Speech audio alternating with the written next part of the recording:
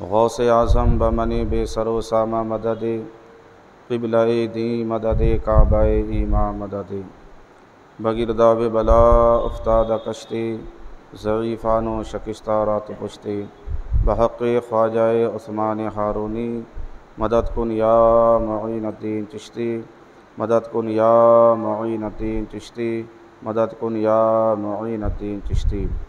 آئیے معمول کے مطابق ہم اور آپ سے مل کر مدنی تاجدار مکی سرکار تخلیقی خداوندی کے عظیم شاہکار نائب پروردگار ہم غریبوں کے غم گسار لامکا کے مکی یعنی حضور رحمت للعالمین آقا صلی اللہ تعالی علیہ وسلم کی بارگاہ بے کس پناہ میں ہدیہ درود و سلام عرض کریں۔ اللہم صلی علی سیدنا و سندنا و مولانا محمد بارک وسلم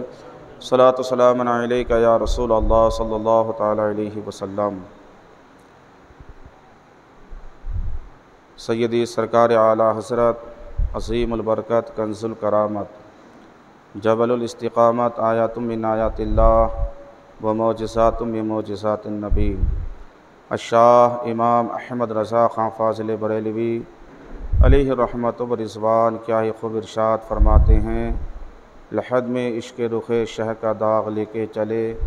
اندھیری راہ سنی تھی چراغ لے کے چلے،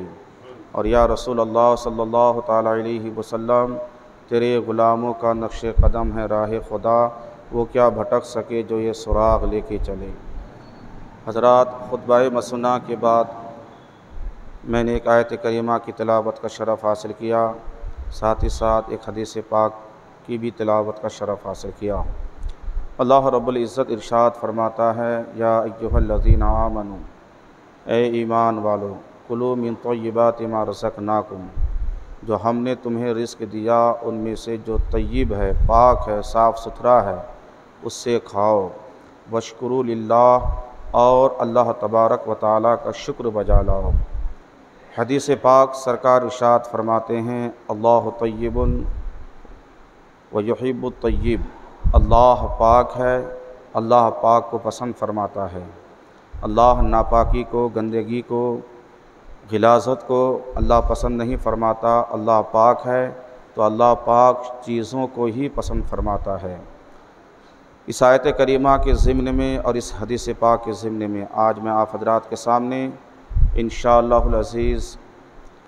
جو رزق حرام ہے اس کی نحوست کیا کیا ہے، اس تعلق سے آپ کے سامنے آج کے اس جمعے کی خطاب میں چند باتیں آپ کے سامنے رکھنا چاہوں گا۔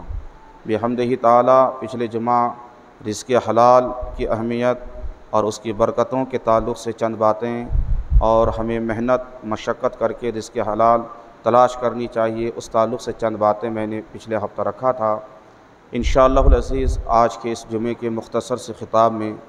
آپ یہ سماعت کریں گے کہ رزق حرام کی نحوستیں کیا کیا ہے، اور اس کی وجہ سے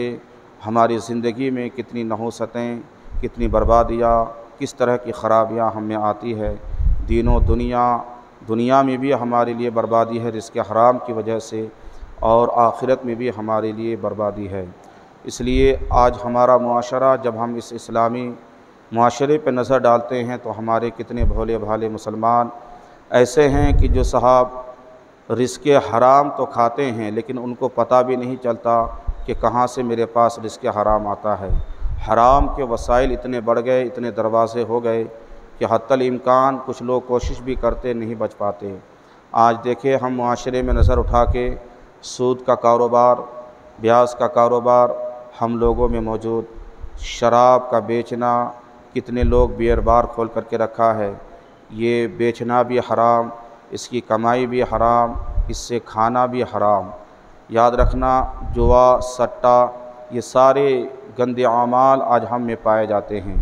یاد رکھیں اللہ تبارک و تعالیٰ نے ان تمام چیزوں کو ہمارے اور آپ کے لیے حرام فرمایا ہے۔ اللہ تبارک و تعالیٰ ہمارا اور آپ کا خالق و مالک ہے۔ اللہ نے ہمیں اور آپ کو پیدا کیا ہے، تو رب تبارک و تعالیٰ سے سب سے بہتر اور کون جانتا ہے؟ جس نے ہمیں پیدا کیا ہے تو وہ ہم سب سے بہتر جانتا ہے کہ کون سی چیز ہم کھائیں تو ہمارے صحت کے لیے فائدہ مند ہو، اور کون سی چیز نہ کھائیں جو ہمارے لیے نقصان دہ ہو۔ تو اللہ تبارک و تعالیٰ نے وہ قانون بنا دیا کہ جو حلال ہے وہ کھاؤ، وہ تمہاری صحت کے لیے فائدہ مند ہوگا، اور جو حرام ہیں، جو غلاظتیں ہیں، جو گندگیاں ہے، اسے کھانا تو درکنار اپنے قریب بھی مت لانا، وہ تمہاری صحت کے لیے بھی خراب ہے، اس کی وجہ سے تمہاری دنیا بھی خراب ہوگی اور آخرت بھی خراب ہوگی۔ تو ہمیں چاہیے کہ ہم وہ چیزیں اپنے کھانے کے لیے استعمال کریں جو اللہ نے ہمارے لیے حلال فرمایا ہے۔ یاد رکھنا، حدیث پاک میں سرکار فرماتے ہیں کہ اللہ طیب ہے، اللہ پاک ہے، اللہ پاک کو ہی پسند فرماتا ہے، پھر ہم ناپاکی کی جانب کیوں جائیں، ہم حرام رزق کی جانب اپنے قدم کو کیوں بڑھائیں۔ یاد رکھنا مسلمانوں، آج کا انسان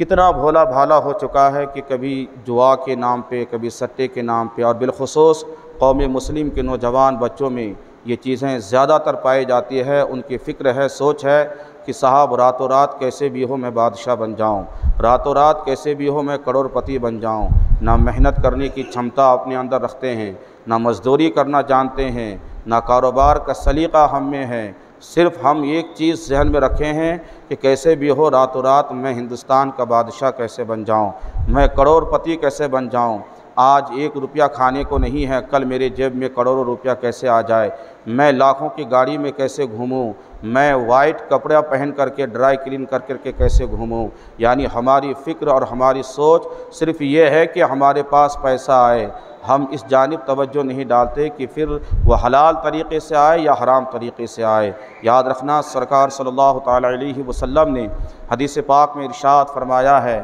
کہ اے میرے صحابہ، عنقریب میری امت پہ ایک ایسا دور اور ایک ایسا زمانہ آئے گا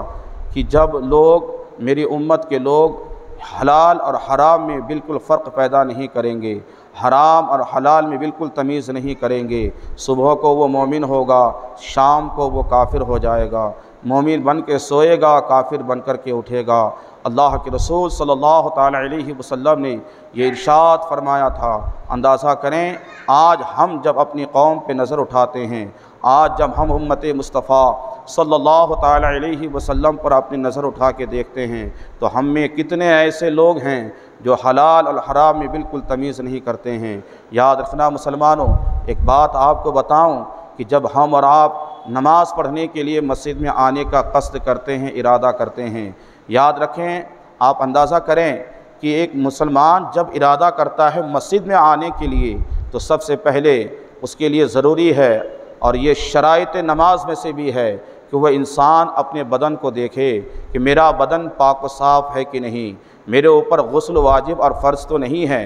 اگر ہے تو ناپاکی کے عالم میں اگر وہ نماز پڑھ لے گا تو ان کی نماز قطعاً نہیں ہوگی۔ اس لیے ہماری ذمہ داری ہے کہ پہلے ہم اپنے بدن کی طرف نظر دوڑائیں، بدن پاک ہے، پھر ہم نے اپنے بدن کے اوپر جو لباس رکھا ہے پھر اس لباس پہ نظر ڈالیں کہ ہمارا لباس اس لائق ہے کہ نہیں کہ میں اسے پہن کر کے نماز پڑھ لوں۔ یعنی میرا یہ لباس، میرا یہ کپڑا گندگیوں سے پاک ہے، غلاظتوں سے پاک ہے، نجاست حقیقیہ سے پاک و صاف ہے، مکمل صاف ستھرا ہے، تب جا کر کے یہ کپڑا پہن کر کے آپ نماز پڑھنے کے قابل ہیں۔ اس کے بعد پھر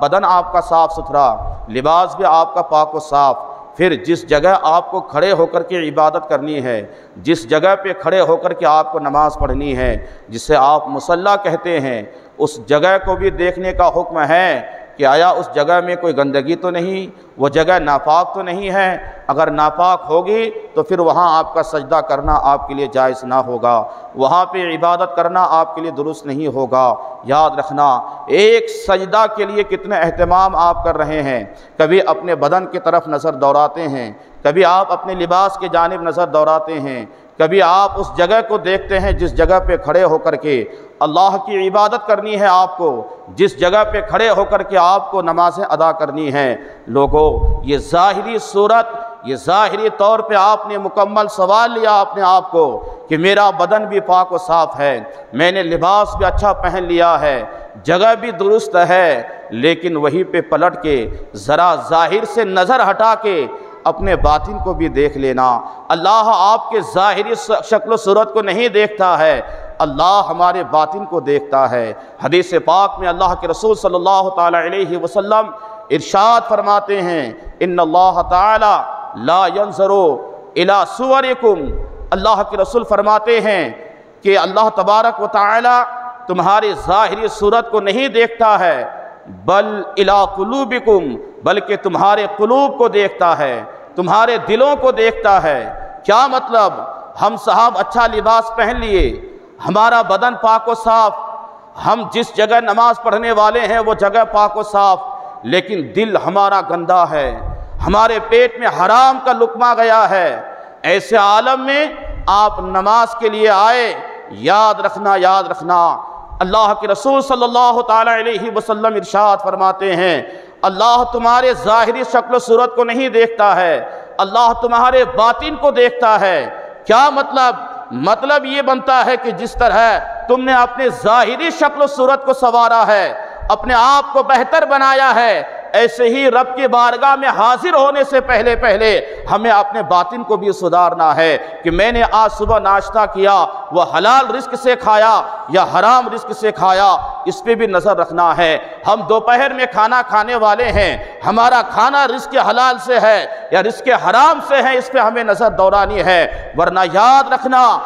رکھنا اللہ کے رسول صلی اللہ تعالی علیہ وسلم جا بجا ارشاد فرماتے ہیں حرام کا ایک نوالا کھانے والا انسان، یاد رکھیں 40 دن تک اگر وہ رو رو کر کے گر گرا کر کے بھی دعا کرے، اللہ ان کی دعا کو قبول نہیں فرماتا ہے۔ ہمیں اندازہ کریں کہ ہمیں کیا کرنا چاہیے، آج ہم کیا کر رہے ہیں۔ ہزاروں وسائل ہم نے ایسے بنا لیے ہیں حرام رزق کے لیے کہ صاحب جلدی سے کیسے بھی ہو میرے پاس پیسہ آ جائے، کبھی شراب بیچ کر کے، کبھی بیئر بار کھول کر کے، کبھی صاحب سود اور بیاج کا کاروبار کر کے، کبھی ہم جوا اور سٹے کے نام پہ، اور آج تو حال یہ ہو چکا ہے ہمارے جوان بچوں کا کہ یہ جو میچ کرکٹ کا میچ آیا ہے، جو IPL کا میچ کھیلا جاتا ہے، اس میں صاحب لاکھوں ہزاروں روپیہ بچے لگا دیتے ہیں ایک ایک بال پہ، ایک ایک اوور کے اوپر، ایک ایک کھلاڑی کے اوپر، اور سوچتا ہے کہ میرے پاس 10,000 ایک منٹ میں آ گیا، سوچتا ہے کہ میرے پاس 1,000 10,000 20,000 1 لاکھ 2-4 منٹ میں آ گیا ہے۔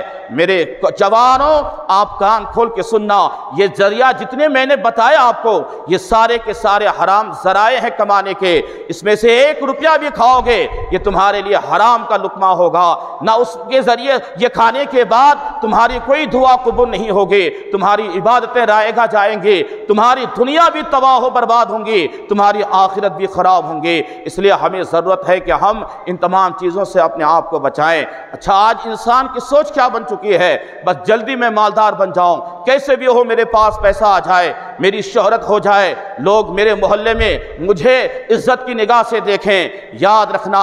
حرام کما کر کے گھروں کو بنانے والوں، حرام کما کر کے لاکھوں کے گاڑیوں میں گھومنے والوں، یاد رکھنا تمہیں اس لاکھوں اور کروڑوں کی گاڑی میں وہ سکون نہیں مل سکتا ہے، تمہیں 1 کروڑوں کے بنگلے میں وہ سکون نہیں مل سکتا ہے جو ایک مزدور محنت کر کے اپنے ہاتھ سے محنت کر کے رزق حلال کھا کر کے سائیکل پہ چلتا ہے، جھوپڑی میں رہتا ہے۔ اللہ جتنا سکون جھوپڑی میں رہنے والے اس مزدور کو دیتا ہے، وہ سکون حرام کے ذریعے سے کروڑوں کمانے والے انسان کو کبھی حاصل نہیں ہو سکتا ہے۔ ہماری سوچ بدلنے کی ضرورت ہے، آج ہمیں فکر کو بدلنے کی ضرورت ہے، حلال طریقے سے کمائیں، حلال طریقے سے کھائیں۔ یاد رکھنا مسلمانوں آج ہمیں کیا ہو گیا ہے، یہ حلال اور حرام میں آپ نے کبھی سوچا، آپ نے کبھی غور کیا ہے؟ حلال کے ہزاروں دروازے ہیں، حرام کے تو ایک ہی دروازہ ہے۔ اللہ نے فرمایا کہ بیاج حرام ہے، سود حرام ہے،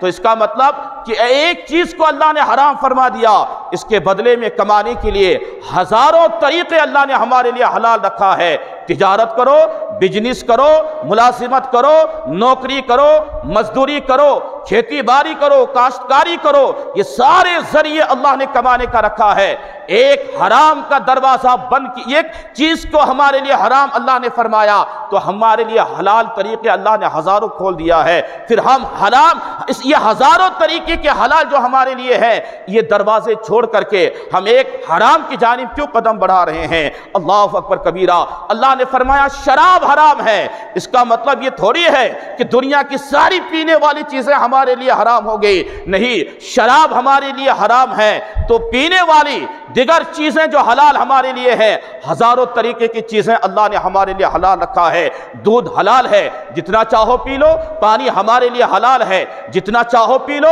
اللہ نے شربت ہمارے لیے حلال فرمایا ہے، جتنا چاہو پی لو۔ اللہ نے ہمارے لیے دیگر فروٹوں کی جو جوس وغیرہ ہے اللہ نے حلال فرمایا ہے۔ یہ ہزاروں دروازے حلال کے ہیں، پھر بھی ایک دروازہ جو شراب اللہ نے حرام فرمایا، پھر بھی ہم اسی جانب بھاگتے ہوئے نظر آ رہے ہیں۔ یاد رکھنا، اللہ نے اجنبی عورتوں پہ نظر ڈالنے سے شریعت نے ہمیں حرام فرمایا ہے کہ اجنبی عورتوں پہ نظر مت ڈالو، کسی کی ماں بہن کی جانب شہوت کی نگاہ سے اپنی نگاہ کو مت اٹھاؤ، یہ تمہارے لیے حرام ہے۔ تو ایک خاتون کو دیکھنا شریعت نے ہمارے لیے حرام قرار دیا، تو اس کا مطلب یہ تھوڑی ہے کہ ساری عورتوں کی طرف دیکھنا ہمارے لیے حرام ہو گیا۔ نہیں، حلال کے بھی طریقے ہیں۔ یہیں پہ پلٹ کے میں آپ کو کہہ دوں، اگر ایک اولاد اپنے ماں کے چہرے کو محبت کی نگاہ سے ایک بار دیکھ لے، مصطفیٰ جان رحمت فرماتے ہیں اللہ اس بچے کو ایک حج مقبول کا ثواب عطا فرماتا ہے۔ اور ایک ہی اور صحابہ عرض کرتے یا رسول اللہ اگر وہ کئی بار دیکھے، سرکار نے فرمایا اگر جتنے بار دیکھے گا اللہ اتنے ہی حج مقبول کا ثواب عطا فرمائے گا۔ ایک اجنبی عورت کے چہرے کو دیکھنا حرام، لیکن یہیں پہ پلٹ کے دیکھیں تو ماں کے چہرے کو دیکھ لو محبت کی نگاہ سے، اللہ حج مقبول کے برابر ثواب عطا فرماتا ہے۔ بیوی کا چہرہ ہے، محبت سے دیکھ لو، اللہ اس میں نیکی عطا فرماتا ہے۔ بہن ہے، ان کا چہرہ محبت سے دیکھ لو، اللہ اس میں بھی نیکی عطا فرماتا ہے۔ تو حرام کا تو ایک ہی دروازہ ہے، لیکن حلال کے کئی دروازے ہیں۔ لیکن آج ہماری فکر اتنی گندی ہو چکی ہے، آج ہماری سوچ ایسی غلط ہو چکی ہے کہ جب انسان پہ شیطان حاوی ہو جاتا ہے تو پھر اسے حلال اور حرام میں کوئی تمیز نہیں ہوتا، پھر ان کا قدم حرام ہی کی جانب بڑھتا ہے۔ پھر ہوتا کیا ہے کہ وہ انسان اپنے آپ کو دنیا میں بھی تباہ و برباد ہوتا ہوا وہ انسان نظر آتا ہے، اور آخرت میں بھی تباہ و برباد ہوتا ہوا نظر آئے گا۔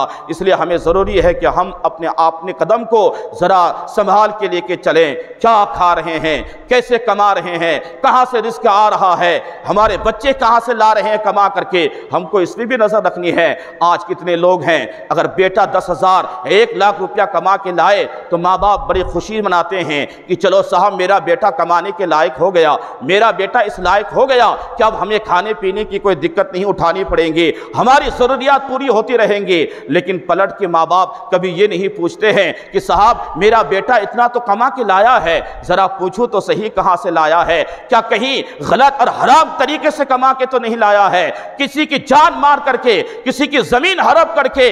شراب بیچ کر کے، یا صاحب جوا سٹا کھیل کر کے کہیں حرام طریقے سے تو نہیں لایا ہے۔ نہیں پوچھتے۔ ہماری فکر یہ ہے کہ ہم صاحب بس یہ سوچتے ہیں بس یہ کما کے لائے ہم کھائے، اب کہاں سے لا رہا ہے، کس طریقے سے لا رہا ہے، ہم نے اس کی تحقیق نہیں کی ہے۔ ہر ماں باپ کی ذمہ داری ہے کہ اولاد کہاں سے لے کر کے آ رہی ہے، میرا بیٹا کہاں سے کما کے لایا ہے، ذرا اس پہ نظر ڈالے، تاکہ اگر وہ غلط راہ پہ ہے، غلط طریقے سے کما رہا ہے تو آپ ان کو سمجھا سکے، آپ ان کی اصلاح کر سکے۔ اس لیے ضروری ہے کہ ہم حلال اور حرام میں تمیز کر سکے۔ رزق حرام کی تباہ کاریاں دیکھیں آپ، اللہ اکبر کبیرہ، اللہ کے رسول صلی اللہ تعالی علیہ وسلم ارشاد فرماتے ہیں، حدیث پاک ہے کہ حضرت موسیٰ علیہ السلام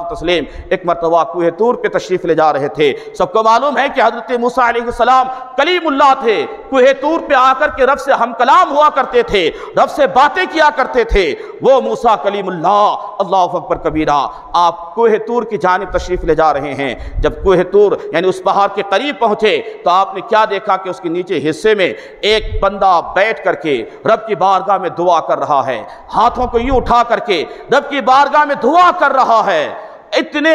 اتنے گھریا وہ جاری کرتا ہے، وہ بندہ ایسا روتا ہے دعا کرتے کرتے کہ آنکھوں سے اتنے آنسو بہے ہیں کہ ان کے جسم کا پورا کپڑا، پورا لباس اس آنسو سے تر بتر ہو چکا ہے، بھیگ چکا ہے۔ جب ان کی یہ کیفیت، یہ حالت حضرت موسیٰ علیہ السلام نے دیکھا، اللہ اکبر کبیرہ، آپ کو ترس آیا، آپ کو رحم آ گیا۔ آپ کوہ طور پہ جانے کے بعد، کوہ طور پہ پہنچنے کے بعد رب تبارک و تعالیٰ کی بارگاہ میں اس بندے کے حق میں سفارش کرتے ہیں، مولا ان کی دعا قبول فرما لے، مولا ان کی دعا قبول فرما لے۔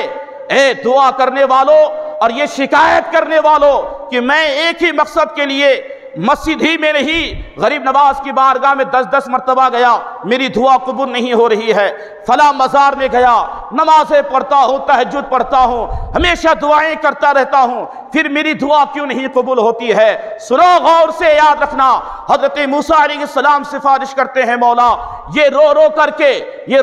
کر کے اپنے کپڑے کو بھگا چکا ہے، یا اللہ ان کی دعا قبول فرما لے۔ کوئی اور سفارش نہیں کر رہے ہیں، یہ وہ مقدس نبی جو کلیم اللہ ہے، اللہ سے کلام کرتے ہیں، وہ نبی اس بندے کی دعا کی قبولیت کے لیے رب کی بارگاہ میں سفارش کر رہے ہیں۔ اللہ تبارک و تعالیٰ نے فرمایا، اے پیارے موسیٰ، میں ان کی دعا، اگر یہ دعا کرتے کرتے اپنے ہاتھ، ان کے ہاتھ آسمان تک بھی پہنچ جائے، دعا کرتے کرتے یہ مر بھی جائے گا، میں ان کی دعا قبول کرنے والا نہیں۔ رب کی بارگاہ میں عرض کرتے ہیں، مولا وجہ کیا ہے، بات کیا ہے، کیوں تو اس کی دعا قبول نہیں فرمائے گا؟ اللہ تعالیٰ فرماتا ہے، غور سے سننا مسلمانوں، اللہ فرماتا ہے ان کے جسم میں جو لباس ہے وہ حرام کا ہے، پیٹ میں جو لقمہ ہے وہ حرام کا ہے، اور جو حرام پہنے حرام کھائے میں ان کی دعا کو کبھی قبول نہیں کرتا ہوں۔ اللہ اکبر کبیرہ۔ اندازہ کریں، شکایتیں تو بہت آتی ہے کہ میری دعا قبول نہیں ہوتی۔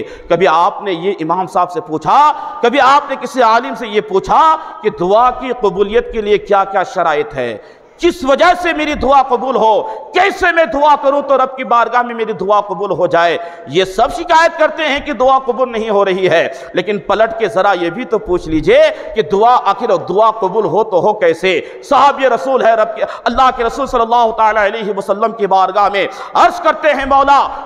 یا رسول اللہ میں چاہتا ہوں کہ میری ہر دعا قبول ہو جائے، میں چاہتا ہوں کہ میں جو بھی دعا رب کی بارگاہ سے کروں میری وہ دعا قبول ہو جائے، یا رسول اللہ کوئی وظیفہ بتا دیں، کوئی ورد بتا دیں۔ اللہ کے رسول صلی اللہ تعالیٰ علیہ وسلم ارشاد فرماتے ہیں کہ اے میرے صحابی، جا اپنی زبان سے سچ بولنا اور رزق حلال سے کھانا، جب یہ دونوں عمل تیرے اندر کامل طور پہ پایا جائے گا، جو دعا تو کرے گا تیری وہ دعا رب کی بارگاہ میں مقبول ہوگی۔ اندازہ کریں آج ہم کہاں اپنے آپ کو لا کر کے کھڑا کر دیے ہیں۔ رزق حلال رزق حرام میں ہم میں کوئی تمیز نہیں ہے صاحب، بس ہمارے پاس رزق آنا چاہیے، جھوٹ سے ہو، چوری سے ہو، شراب بیچ کے ہو، جوا کھیل کے ہو، سٹا کھیل کر کے ہو، یا صاحب گیم وغیرہ کھیل کر کے ہو، کیسے بھی ہو، بس ہمارے پاس پیسہ آنا چاہیے۔ ہم بالکل تمیز نہیں کر رہے ہیں، اس لیے ضروری ہے کہ رزق حلال اور رزق حرام میں ہم تمیز پیدا کریں، ورنہ آپ کی عبادتیں رائے گا جائیں گی، آپ کی کوئی دعا قبول نہیں ہوں گی، حرام طریقے سے آپ کھمائیں گے۔ اللہ کے رسول صلی اللہ تعالی علیہ وسلم ایک حدیث پاک میں ارشاد فرماتے ہیں، وہ گوشت کا ٹکڑا یا لوتھڑا جو حرام رزق سے پلتا ہے اور بڑھتا ہے، سرکار فرماتے ہیں کہ وہ کبھی بھی جہنم میں جا نہیں سکتا ہے۔ اب آپ اندازہ کریں کہ اگر ہم حرام رزق کما کے لائیں گے، خود کھائیں گے، بال بچوں کو کھلائیں گے، بچوں کی نشو و نما ہوگی، بچے پروان چڑھیں گے، بڑے ہوں گے، تو پھر کیا حال ہوگا؟ سرکار فرماتے ہیں کہ وہ گوشت کا ٹکڑا جو حرام رزق سے بڑھا ہے، جو حرام رزق سے پلا ہے، وہ جنت میں جا نہیں سکتا ہے۔ اس کا مطلب یہ ہے کہ اگر آپ حرام کھائیں گے تو اس کی بدولت تیری دنیا بھی خراب ہوگی، تیری آخرت بھی برباد ہوگی۔ ہمیں اگر دونوں جہاں میں کامیابی چاہتے ہیں ہم، تو ہمارے لیے ضروری ہے کہ ہم رزق حلال کا دامن تھامیں، رزق حلال کھائیں، حرام سے اپنے آپ کو بچائیں، ورنہ صرف ہمارے لیے تباہی ہی تباہی ہے۔ اللہ اکبر کبیرہ۔ آج کتنے لوگ ہم میں ایسے ہیں جو آپ دیکھتے بھی ہیں اور آپ جانتے بھی ہیں کہ صاحب یہ جو سنگ دانے مونگ پھلی کے جو ہاتھ گاڑی چلانے والے ہوتے ہیں، آپ خریدنے کے لیے پہنچے، آپ پوچھتے ہیں کہ صاحب کتنے پاؤ سر کتنے کا ہے، کتنے روپیہ کلو ہیں؟ ابھی آپ یہ پوچھتے ہیں اتنے میں 2 دانہ، بغیر ان کی اجازت کے اٹھا لیتے ہیں، 1 دانہ اٹھا لیتے ہیں، ابھی وہ صاحب پلٹ کے آپ کو ریٹ بھی نہیں بتا پاتا کہ اتنے میں چھلکے اندر کا حصہ نکال کے آپ کھا بھی لیتے ہیں۔ اللہ اکبر کبیرہ۔ یاد رکھنا، 1 مونگ پھلی کا دانہ بغیر اجازت کے آپ نے ان کے لے لیا تو یاد رکھیں 40 دن تک 1 مونگ پھلی کے دانے آپ نے کھا کر کے اپنی دعاؤں کی قبولیت نہ ہونے کے لیے دروازے جو ہوتے ہیں نا اس پہ آپ نے اڑوا بنا دیا، یعنی اب اس ایک مونگ پھلی کے دانے کی وجہ سے 40 دن تک تیری دعا قبول نہیں ہونے والی ہے۔ اندازہ کریں ہم کتنے مغالطے میں مبتلا ہیں۔ ابھی انگور کا سیزن ہے، آپ انگور خریدنے جائیں گے، کتنے لوگ ایسے ہیں صاحب کتنے روپیہ کلو ہیں، اچھا میٹھا ہے کہ کھٹا ہے، بغیر پوچھے اٹھائے 2-4 دانے منہ میں ڈال دیے، 2-4 دانے منہ میں ڈال دیے۔ اس کی تباہی آپ کو معلوم ہے، اس کی بربادی آپ کو معلوم ہے۔ یاد رکھنا اگر اس انداز سے آپ نے ایک انگور کا دانہ جو معمولی پیسے میں آپ کو حلال طریقے سے مل سکتا تھا، آپ نے بغیر مالک کی اجازت کے اٹھا کے آپ نے منہ میں ڈالا، پھر اس کی تباہی یہ ہے کہ 40 دن تک اب آپ کی کوئی دعا قبول ہونے والی نہیں ہے۔ اندازہ کریں اب اس 40 دن میں باپ مر گیا، ماں مر گئی، بھائی مر گیا، یا کوئی عزیز و اقارب مر گیا جس کے جنازے میں آپ شامل ہو رہے ہیں، اب 40 دن تک رو رو کے آپ اگر اس میت کی مغفرت کے لیے دعائیں کریں گے تو رو کر کے کیا آپ دعا کرتے کرتے مر جائے، پھر بھی آپ کی دعا کی قبولیت کی سند کوئی بھی دنیا میں کوئی مائے کا لال دے نہیں سکتا ہے۔ اس لیے کہ اللہ کے رسول نے فرما دیا کہ حرام کا ایک نوالا ایک لقمہ کھانے والے کا 40 دن تک اللہ ان کی دعا کو قبول نہیں فرماتا۔ اب آپ بتاؤ کیا ہمارا حال ہوگا، کیسے ہماری دعائیں قبول ہوں گی، کیسے ہمیں کامیابی ملیں گی، کیسے ہم صاحب آگے بڑھیں گے۔ اس لیے ضروری ہے کہ ہم ان چیزوں سے اپنے آپ کو بچائیں اور آپ خریدیں، آپ اچھے انداز سے خریدیں۔ خریدنے کے تعلق سے بعض علماء فرماتے ہیں کہ آج کتنے لوگ ہیں کہ صاحب سبزی والے کے پاس گئے، 1 کلو کاندا دے دو، 1 کلو بٹاٹا دے دو، 1 کلو انگور دے دو۔ فروٹ والے کے پاس گئے، اب صاحب وہ برابر ناپ دے رہا ہے 1 کلو کا، لیکن آپ کیا بولتے ہیں، ارے تم تو یار سونے کا ناپ دے رہے ہو، ایک تو دانہ بھی زیادہ نہیں دے سکتے۔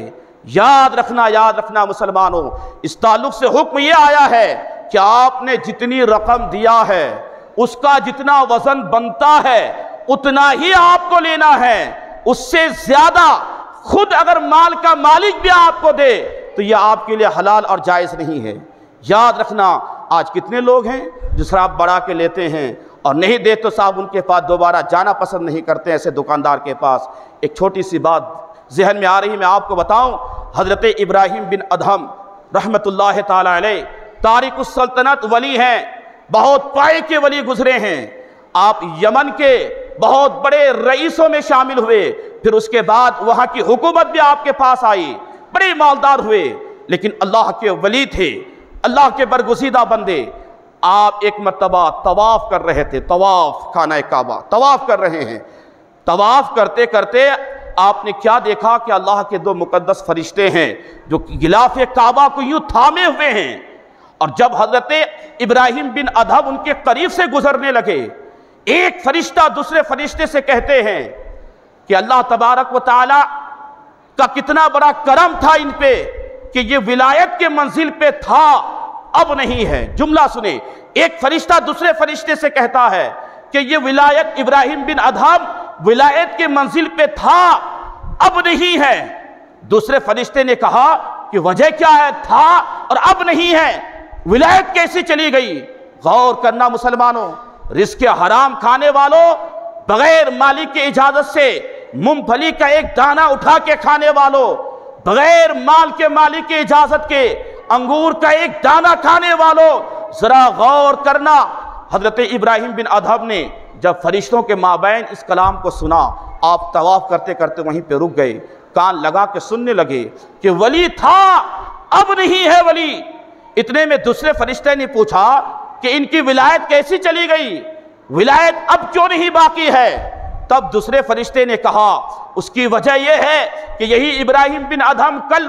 مکے کے مارکیٹ میں جا کر کے کھجوریں خریدا تھا، اور کھجور جب خریدا تو کھجور بیچنے والے نے ان کے رقم کی جتنے وزن کی کھجوریں تھی اس سے 4 زائد کھجوریں ان کو دے دیا، 4 کھجوریں زیادہ آ گئی اس پلے پہ۔ تو اب ان کا کام تھا، یہ اللہ کے ولی ہیں، ان کا کام تھا کہ کھجور والے کو کہتا کہ جو زائد کھجوریں ہیں وہ مجھے مت دو، وہ اپنے پاس رکھ لو، لیکن حضرت ابراہیم بن ادہم نے منع نہیں کیا، ان کھجوروں کو پلٹ کے دیا نہیں، وہ ان کھجوروں کو لے کر کے گھر آیا، جو ہی ان کھجوروں کے ساتھ اپنے کمرے میں داخل ہوا، ادھر یہ داخل ہوا، ادھر اللہ نے ان کی ولایت کو سلب کر لیا، چھین لیا۔ اندازہ کریں ایک 4 کھجوریں وہ بھی مالک اپنے آپ دے رہا ہے، اس پر کوئی یہ بھی نہیں کہ زور زبردستی ہے، زیادہ دے، کم کیوں دے رہا ہے، کوئی چوری نہیں، کوئی وہاں ہڑپ کرنا نہیں ہے، کوئی زور زبردستی نہیں ہے، کوئی دادا گیری بابا گیری نہیں ہے، صاحب انہوں نے اپنے آپ دیا۔ اگر ان کھجوروں کی نحوست کی وجہ سے ایک ولی کی ولایت جا سکتی ہے، اب آپ اندازہ کرو اگر ہم مال چوری کر کے کھائیں، حرام طریقے سے کھائیں، ہڑپ کر کے کھائیں، سود بیاج کا کھائیں، تو پھر ہمارے حال کیا ہوگا؟ نہ ہم ولی ہیں، نہ ہمارے پاس ہمارے نامہ اعمال میں اتنی نیکیاں ہیں، پھر ہم کس کٹگرے میں کھڑے ہوں گے؟ جب ایک ولی کی ولایت کا معاملہ ایسے وقت پہ اس عالم میں آ جائے تو پھر ہم جیسوں کا کیا حال ہوگا؟ یاد رکھنا یہ سننا تھا۔ حضرت ابراہیم بن ادہم جلدی سے طواف پورا کرتے ہیں، 2 رکعت نماز پڑھتے ہیں، اپنے کمرے میں جاتے ہیں، 4 کھجوروں کو لیتے ہیں، دکان والے کو دے کر کے آتے ہیں، پھر دوبارہ نیت کر کے آپ طواف شروع کرتے ہیں، پھر آپس میں دونوں فرشتے کلام کرتے ہیں۔ ایک نے کہا اللہ نے ان کی ولایت کو واپس کر دیا، اللہ نے ان کی ولایت کو واپس کر دیا۔ کہا آپ کیسے ولایت واپس آ گئی؟ کہا کہ اللہ تبارک و تعالیٰ کے حکم سے ابھی یہ حضرت ابراہیم بن ادہم وہ 4 کھجوریں واپس لے جا کر کے دکاندار کو دے دیا ہے، انہوں نے کھجوروں کو واپس کیا، اللہ نے ان کی ولایت کو انہیں واپس عطا فرما دیا۔ اندازہ کریں، غور کریں ان جملوں پہ کہ آج ہم کہاں ہیں اور ہمارے اسلاف، ہمارے بزرگان دین ان حرام رزق سے کیسے بچتے تھے۔ تو مسلمانوں ہمیں بھی ضرورت ہے کہ ہم ان حراموں سے اپنے آپ کو بچائیں۔ آج کتنے لوگ ہیں، ہم میں کتنے لوگ ہیں جو بیاج اور سود کے کاروبار کرتے ہیں، انہیں پتہ ہی نہیں کہ صاحب اب منافع کے طور پہ، اور صاحب یہ ہزاروں طریقے آج نکال لیے سود میں کہ صاحب یہ ایسے کیسے بیاج ہو سکتا ہے، یہ تو میں کاروبار کر رہا ہوں، میں ایسا کر رہا ہوں، یعنی ہم نے اپنے مزاج سے راستے نکال لیے۔ لیکن یاد رکھنا سود حرام ہے تو حرام ہے، اللہ نے حرام فرما دیا تو یہ حرام ہے۔ اب آپ تم ہزاروں طریقے نکالو، وہ تمہارا خود ساختہ ہوگا، لیکن اللہ نے جب اسے حرام فرما دیا تو حرام ہے، نص قطعی ہے۔ قرآن کیا آیت ہے اس تعلق سے کہ یہ حرام ہے تو حرام ہے۔ لیکن یاد رکھیں اللہ کے رسول صلی اللہ تعالی علیہ وسلم نے 1-2 نہیں کئی مقامات میں ان لوگوں کے تعلق سے فرمائے ہیں جو حرام طریقے سے بالخصوص بیاج سود کے طور پہ پیسہ حاصل کر کے، رزق حاصل کر کے کھاتا ہے، ان کے تعلق سے فرمایا گیا ہے کہ وہ ایسا ہے کہ یعنی سود کا 1 درہم کھانا، 1 روپیہ کھانا ایسا ہے جیسے کہ کسی خاتون کے ساتھ 33 مرتبہ، بعض روایتوں میں 36 مرتبہ زنا سے بھی زیادہ گناہ سود کے 1 درہم کھانے پر ہے۔ غور کریں، آج ہم پھر بھی بیاج کے نام پہ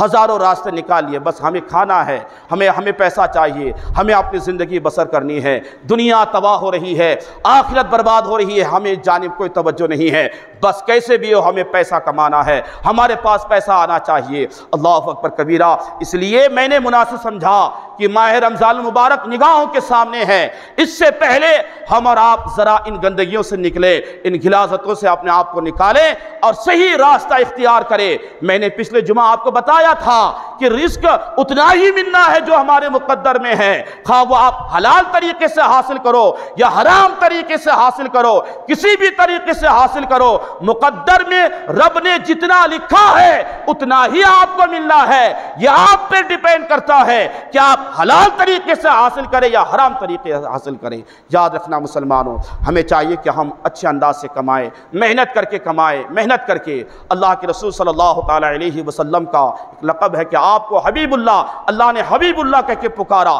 کسی بھی آدم تا عیسیٰ جتنے بھی نبی اور رسول آئے کسی کو یہ لقب عطا نہیں ہوا، حبیب اللہ، اللہ کا حبیب ہے، اللہ کا حبیب ہے۔ لیکن اللہ کے رسول صلی اللہ تعالی علیہ وسلم نے یہ لفظ ان مزدوروں کو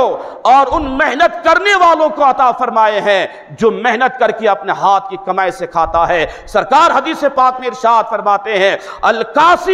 حبیب اللہ، اپنے ہاتھ سے محنت کر کے کھانے والا اللہ کا حبیب ہوا کرتا ہے، اللہ کا حبیب ہوا کرتا ہے۔ کتنا بڑا مقام انہیں حاصل ہوتا ہے جو بندہ اس انداز سے محنت کر کے کھاتا ہے۔ یاد رکھنا آج ہم میں کتنے لوگ ایسے بھی ہیں کہ صاحب اللہ نے بیاج کو سود کو حرام قرار فرمایا، دینے والا بھی گنہگار، لینے والا بھی گنہگار، اس پر جو گواہ بنے وہ بھی گنہگار۔ اس سے بن کر کے ایک سسٹم ہے ہمارے مذہب میں، مذہب اسلام میں، وہ ہے قرضہ حسنہ۔ قرضہ حسنہ، میرے پاس پیسہ ہے، آپ کو ضرورت ہے، آپ مجھ سے قرضہ حسنہ لے، لیکن لینے کے بعد دینے کی نیت بھی رکھیں۔ آج ہمارا حال یہ جو سسٹم ختم ہوا مذہب اسلام میں، اس کی واحد وجہ یہ ہے کہ لیتے وقت بڑے صاحب ایسے نرمی، ایسے محبت، ایسی غربت، ایسی اپنی غربت کو دکھائے گا کہ دینے والا رحم دل کر کے صاحب دے دیتا ہے کہ چلو اللہ نے مجھے دیا ہے، قرضہ حسنہ انہیں دے دو، کوئی منافع نہیں، کچھ نہیں،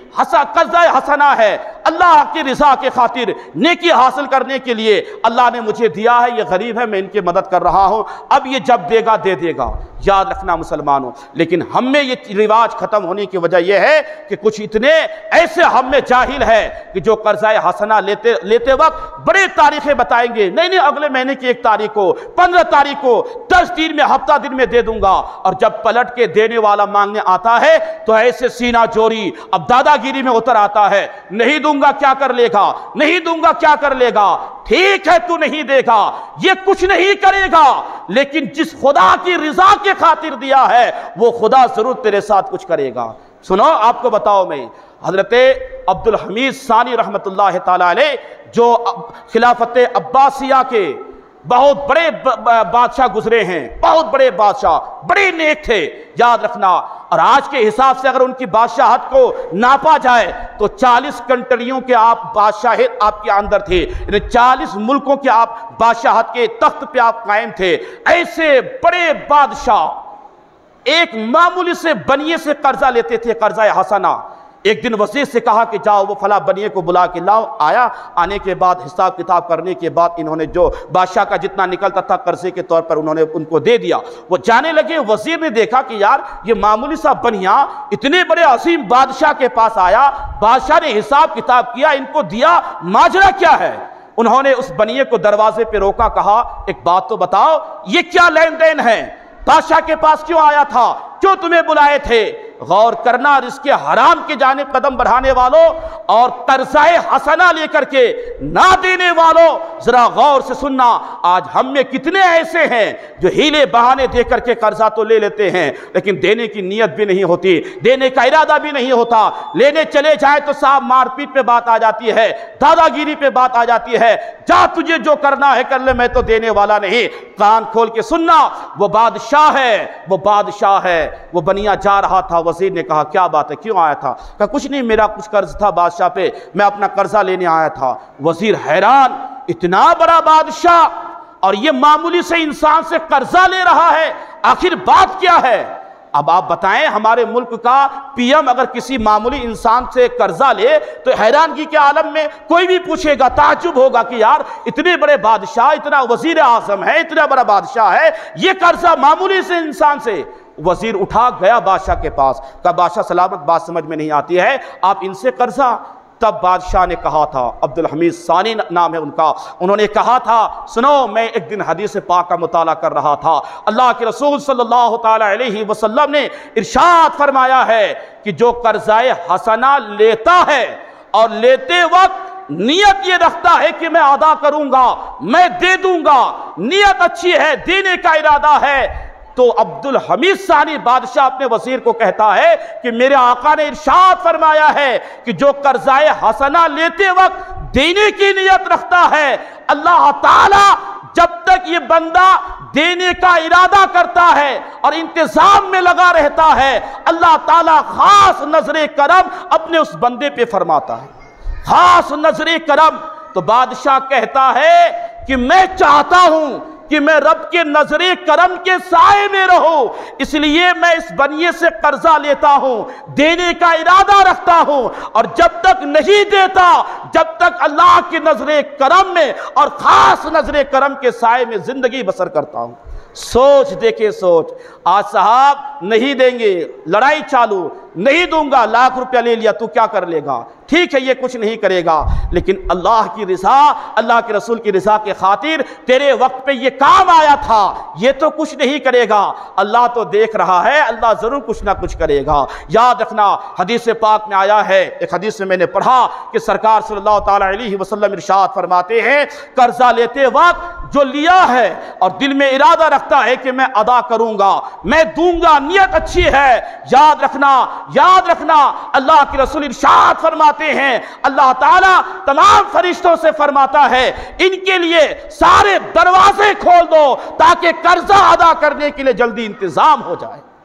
ہم کہاں ہیں آج؟ ہمیں تو بس پیسہ چاہیے، کیسے بھی ہو اپنے دکھرا مکھرا سنا کر کے، غریبی سنا کر کے، مفلسی سنا کر کے بس ہمیں پیسہ ہڑپ کرنا ہے۔ کسی کے مکان میں بھاڑے کری، ہم بھاڑے کے طور پہ گئے، اب بھاڑے وہاں جاتے ہی اب ہماری نیت خراب ہوتی ہے، چلو جلدی کیسے بھی ہو ان کے پیپر میرے نام ہو جائے، لائٹ بل میرے نام ہو جائے، صاحب جتنی بھی چیز ہے سب میرے نام ہو جائے، دینے والا جانے۔ میں مکان کے اندر آ گیا، مکان ہڑپ کر رہے ہیں، پھر بھی ہم صاحب یہی تلاش کر رہے ہیں کہ ہمیں سکون کیوں نہیں ملتا، میری بیماریاں کیوں نہیں جا رہی ہے، میری زندگی سے مشکلات کیوں نہیں جا رہی ہے۔ سنو، اگر رزق حرام کھاؤ گے تو ہزاروں مولویوں سے تعویذ لے لینا، تمہیں سکون نہیں مل سکتا ہے۔ فقط اس سے توبہ کر لے اور رزق حلال کھانا شروع کر دے، قسم خدا کی، دیکھ تیری زندگی میں کیا سکون آتا ہے، تیری زندگی میں کیا امن آتا ہے۔ آج صاحب حرام کھا کر کے ہم چاہتے ہیں کہ ڈاکٹروں کے منہ نہ دیکھیں، پولیسوں کا منہ نہ دیکھیں، کورٹ کچہریوں کا چکر نہ لگائے، یہ ہو ہی نہیں سکتا ہے۔ ہم حرام طریقے سے کمائیں گے، حرام طریقے سے کھائیں گے تو کبھی ڈاکٹروں کو دینا پڑے گا، کبھی پولیسوں کو دینا پڑے گا، کبھی کورٹ کچہریوں کا چکر مارنا پڑے گا، کبھی اس کے پاس کبھی اس کے پاس، یعنی تباہی ہے۔ پھر کیا ہے؟ ہمیں چاہیے کہ ہم رزق حلال محنت کر کے کمائے، محنت سے کھائے۔ اللہ کے رسول صلی اللہ تعالی علیہ وسلم کے تعلق سے ایک روایت میں نے پڑھا، کلیوبی کے اندر یہ روایت ہے، علامہ شہاب الدین کلیوبی رحمت اللہ تعالی علیہ اس بات کو نقل کرتے ہیں۔ آج کتنے ہیں جو وقت برباد کر رہے ہیں، محنت کرنا نہیں چاہتے۔ اللہ کے رسول نے خود مزدوری فرمائے ہیں۔ اللہ کے رسول ایک بار حضرت فاطمہ کے گھر تشریف لے گئے، حسنین کریمین کے چہرے اترے ہوئے ہیں۔ میرے آقا نے فرمایا بیٹی کھلائے کیوں نہیں ہو؟ یا رسول اللہ گھر میں کھانے کے لیے کچھ نہیں ہے۔ اللہ اکبر کبیرہ، کون کہہ رہی ہے؟ یہ سیدہ فاطمہ ہے جو جنتی تمام عورتوں کی سرداری کا مقام اللہ کے رسول نے آپ کو عطا فرمایا۔ وہ خاتون، وہ سیدہ طیبہ طاہرہ کہہ رہی ہے یا رسول اللہ گھر میں کھانے کے لیے کچھ نہیں، کیا کھلاؤں؟ کھجور تک نہیں ہے۔ میرے آقا فرماتے بیٹی رکو، میں باہر جاتا ہوں، کہیں مزدوری مل گئی تو مزدوری کر کے نواسوں کے کھانے کا انتظام کروں گا۔ اللہ کے رسول نکل گئے باہر، چلتے چلتے یہاں تک کہ ایک باغ میں گئے مدینے کے۔ آپ نے کیا دیکھا؟ باغ کا مالک ہے جو بالٹی اور مٹکے کے ذریعے سے کنویں سے پانی نکال کے کھجوروں کے جھاڑوں میں ڈال رہے ہیں۔ آپ نے فرمایا مزدوری ملے گی کیا؟ انہوں نے کہا ہاں ملے گی، یہ پانی نکالنا ہے اور ایک ایک جھاڑ کے نیچے ایک ایک بالٹی، ایک ایک مٹکا آپ کو ڈالنا ہے، ایک بالٹی کے بدلے میں 2 کھجوریں آپ کو مزدوری میں ملیں گی۔ میرے آقا کرنے لگے۔ آج کون مزدوری کر رہے ہیں؟ یہ وہ نبی ہے جو اشارہ فرما دیتے تو جنت سے غذائیں اتر جاتی، لیکن امت کے سبق دینے کے خاطر جوانوں آج امت کو سبق دینے کے لیے امام الانبیاء ایک باغ میں مزدوری کرتے ہوئے نظر آ رہے ہیں۔ پتا چلا رزق حلال کے لیے اگر ہمیں مزدوری کرنی پڑے تو کر لینا، یہ مت سوچنا کہ دنیا میں میری کیا عزت ہوگی، دنیا والے کیا کہیں گے، یہ مت سوچنا، یہ سوچ کے کر لینا کہ رزق حلال کے لیے محنت کرنا، مزدوری کرنا، یہ امام الانبیاء کی سنت ہے، اللہ کے رسول کی سنت ہے۔ آج ہمارے جوان کی سوچ اور فکر یہ ہے کروڑ پتی بن جاؤں، سٹا لگا کے آئی پی ایل میں گیم کھیل کر کے، آئی پی ایل میں پیسہ لگا کر کے، جوا کھیل کر کے، صاحب سوچتا ہے ایک ہی دن میں بادشاہ بن جاؤ۔ تباہی ہے تیری زندگی کے لیے، یہ سوچ رکھے گا۔ حلال کھا، حلال کما، اللہ کے رسول محنت کر رہے ہیں۔ ابھی صاحب 5-6 بالٹی ہی اٹھائے تھے، اتنے میں کیا ہوا معلوم ہے؟ علامہ شہاب الدین فرماتے ہیں کہ رسی ٹوٹ گئی، بالٹی کنویں میں، رسی اوپر۔ اتنے میں وہ جو باغ کا مالک تھا وہ نہیں پہچانتا تھا کہ امام الانبیاء ہے، وہ نہیں جانتا تھا یہ اللہ کے رسول ہے، آیا اور اپنا ہاتھ اٹھا دیا اللہ کے رسول کے اوپر، ہاتھ اٹھا دیا۔ میرے آقا علیہ الصلوۃ والتسلیم نے کچھ نہیں فرمایا، آپ بس اتنا ہی کہے مزدور ہوں، مزدور کے ساتھ کچھ بھی کر سکتا ہے۔ بس صاحب کیا تھا، اللہ کے رسول بالٹی نکالے، ان کی بالٹی، ان کی رسی ان کے حوالے کر کے آپ نے فرمایا کہ جو میری مزدوری کے کھجور ہیں وہ مجھے دے دے۔ غالباً 6 یا 8 کھجوریں آپ کے حصے میں مزدوری میں آئے، آپ نے وہ لے کر کے سیدھے آگئے حضرت فاطمہ کے گھر، نواسوں کو کھلاتے ہیں۔ کچھ دنوں کے بعد وہ جو باغ کا مالک تھا انہیں پتا چلا، انہیں احساس ہوا کہ صاحب ایسے حسین، ایسے خوبصورت والے اور ایسے شخصیت میرے باغ میں ایک دن مزدوری کے غرض سے آئے تھے۔ اب وہ پتہ لگانے لگا، جو انسان ملتا ہے ان سے پوچھتا ہے وہ کہاں رہتے ہیں، وہ کون ہے؟ اللہ اکبر کبیرہ، کسی نے بتایا کہ وہ کوئی اور نہیں، وہ تو امام الانبیاء تشریف لائے تھے، تمام رسولوں کے سردار تشریف لائے تھے۔ جب ان کو پتا چلا کہ وہ اللہ کے رسول تھے،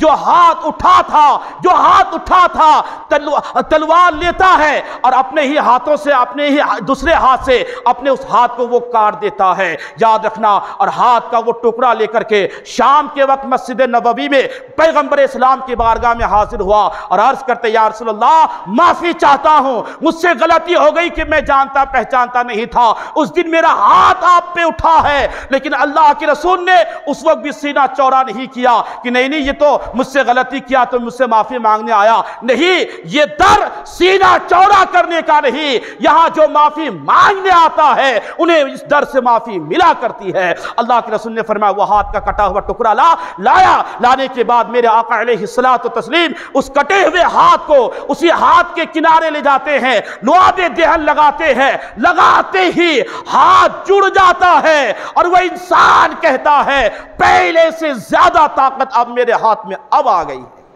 غور کرے مسلمانوں، میں یہ بتانا چاہ رہا ہوں کہ میرے آقا رزق حلال کے لیے ایک باغ میں محنت کیے، مزدوری کیے، اور آج ہم کہاں ہیں؟ بس ہمیں حرام طریقے سے مال چاہیے، جلدی ہم دولت مند بن جائے، کسی کے گلا گھوٹنا پڑے تو گھوٹ دے، کسی غریب بیوہ یتیم کا مکان ہڑپ کرنا پڑے تو کر لے، لیکن صاحب ہمیں تو مکان چاہیے، ہمیں تو شہرت چاہیے۔ یہ دنیا فانی ہے، یہاں کی دولتیں فنا ہونے والی ہے، یہیں پہ رہ جائیں گی۔ قیامت کے دن اللہ کے رسول کو کیا منہ دکھاؤ گے؟ اس لیے اللہ کے رسول فرماتے ہیں القاسم حبیب اللہ، جو اپنے ہاتھ سے محنت و مشقت کر کے کھاتا ہے وہ دنیا والے اسے کچھ کہے نہ کہے، لیکن اللہ کے رسول فرماتے ہیں وہ اللہ کا حبیب ہوا کرتا ہے، وہ اللہ کا پسندیدہ بندہ ہوا کرتا ہے۔ ہمیں یہ کام کرنا ہے، رزق حلال کی جستجو میں رہے، حرام سے اپنے آپ کو بچائے۔ رب تبارک و تعالی ان چند جملوں پر سب سے پہلے مجھے اور آپ سبھی حضرات کو عمل کی توفیق عطا فرمائے۔ اللہ ہم سبوں کو رزق حلال سے کھانے کی توفیق عطا فرمائے، رزق حرام سے بچنے کی توفیق عطا فرمائے۔ استغفر اللہ ربی من کل ذنب و اتوب الیہ۔ جو حضرات سنت ادا نہیں کی